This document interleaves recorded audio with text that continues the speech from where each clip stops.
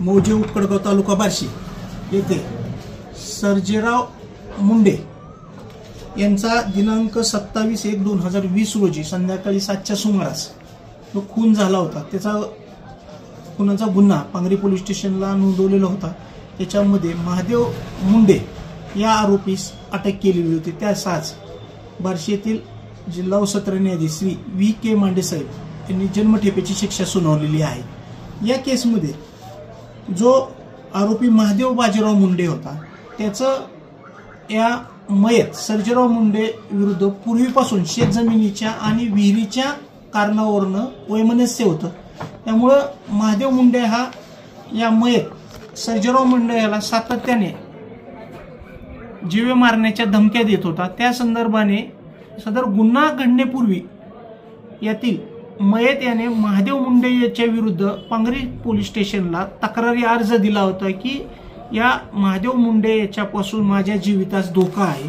त्यामध्ये यातील महादेव मुंडे याच्या विरुद्ध प्रतिबंधात्मक कारवाई पांगरी पोलीस स्टेशनने केली होती आणि पांगरी पोलीस स्टेशनने त्याच्या विरुद्ध प्रतिबंधात्मक कारवाई केल्यानंतर त्याला 27/1/2020 रोजी तहसील कार्यालयाच्या समोर हजर केले। त्याच्यामध्ये त्याला जामीन दिल्यानंतर त्याने पांगरी येथे उक्कडगाव या गावी येऊन सर्जेराव मुंडे या गावातील भागाबाई यांच्या घरासमोर उभारले असताना महादेव मुंडे यांनी पूर्वीचा राग मनात धरून या सर्जेराव मुंडे याला खाली पाडून डोक्यात दगड घालून जीवे मारलेला आहे आणि त्याच्या संदर्भात त्याच्या विरुद्ध पांगरी पोलीस स्टेशनला गुन्हा नोंदवला होता। या कामी तपास अधिकारी यांनी यातील महादेव मुंडे व त्याचे गणेश मुंडे व बाजीराव मुंडे यांच्या तिघांविरुद्ध सर्वप्रथम गुन्हा नोंदवलेला होता। तदनंतर यातील फिर्यादीने स्वतःहून सांगितले की या गुन्ह्यामध्ये जो गणेश मुंडे आणि बाजीराव मुंडे यांचा कोणत्याही प्रकारे संबंध नाही व त्यांचं नाव या गुन्ह्यातून कमी करण्याबाबत त्यांनी तपास अधिकारी यांना सांगितलं, मेहरबान कोर्टात सांगितलं। त्याच्या अनुषंगाने या दोन्ही आरोपींचे नाव वगळण्यात आले आणि सदरचा खटला हा महादेव मुंडे याच्या विरुद्ध चालण्यात आला। सदरचा खटला बार्शी येथील अप्पर जिल्हा व सत्र न्यायाधीश यांच्या कोर्टासमोर चालला आणि सदरचा गुन्हा चालल्यानंतर यातील सरकार पक्षातर्फे एकूण 17 साक्षीदार तपासण्यात आले। सर्वात महत्वाची गोष्ट म्हणजे सदर गुन्हा घडल्यानंतर यातील आरोपीने महादेव सर्जेराव मुंडे यास डोक्यात दगड घालून मारल्यानंतर सर्वप्रथम फोन हा अप्पाराव मुंडे यास केला होता आणि त्याच्यामध्ये त्याने सांगितलं होतं की मी सर्जेराव मुंडे याच्या डोक्यात दगड घालून मारून टाकलेला आहे असे सांगितले होते। त्याच्या संदर्भाने अप्पाराव मुंडे याचे कॉल डिटेल्स आणि आरोपीचे कॉल डिटेल्स जमा करण्यात आले आणि त्याच्या अनुषंगाने नोडल ऑफिसरची साक्ष नोंदवण्यात आली। दुसरा आणखी महत्वाचा साक्षीदार म्हणजे सुनील सानप आहे। हा प्रत्यक्षदर्शी साक्षीदार होता आणि ह्यांनी घटना घडताना पाहिली होती, त्याची एक साक्ष अत्यंत महत्वाची ठरली।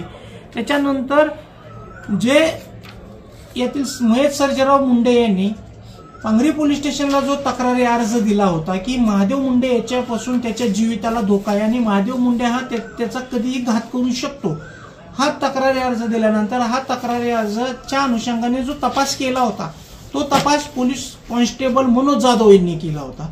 तो जो तक्रारी अर्ज होता आणि मनोज जाधव यांची ही साक्ष अत्यंत महत्वाची ठरली।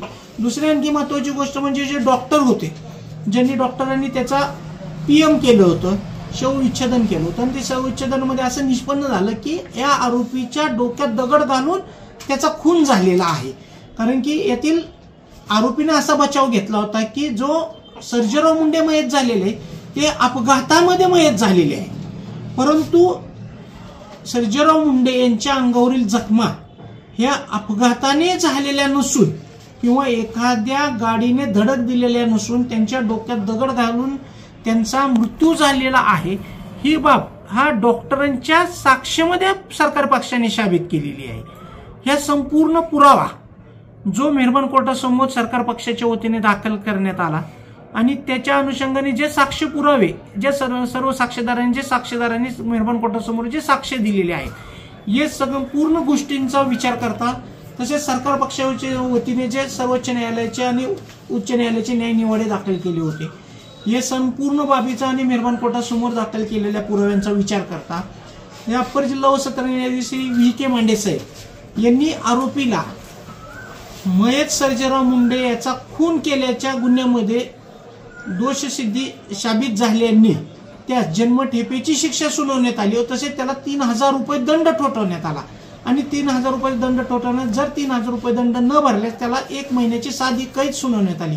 यामध्ये सरकार पक्षातर्फे मी स्वतः ॲडव्होकेट दिनेश देशमुख म्हणून सरकार पक्षाच्या वतीने काम पाहिलं, सरकारी वकील म्हणून त्याला त्याच्या मला सोबत आमचे सहाय्यक सरकारी अभियोक्ता श्री प्रदीप बोचरे साहेब तसेच यातील कोर्ट ऑर्डरली म्हणून प्रभुराज गायकवाड यांनी काम पाहिले व त्यापूर्वी तत्कालीन जे कोर्ट ऑर्डरले होते कुणाल पाटील यांनी आम्हाला सहकार्य केलेलं आहे याच्यामध्ये। आणि या कामामध्ये उपविभागीय पोलीस अधिकारी श्री जालिंदर नालकुल साहेब यांनी अतिशय सहकार्य केलेलं आहे। या संपूर्ण गोष्टीचा मेहरबान कोर्टासमोर संपूर्ण रेकॉर्ड आलं आणि आरोपीला जन्मठेपेची शिक्षा सुनावण्यात आली।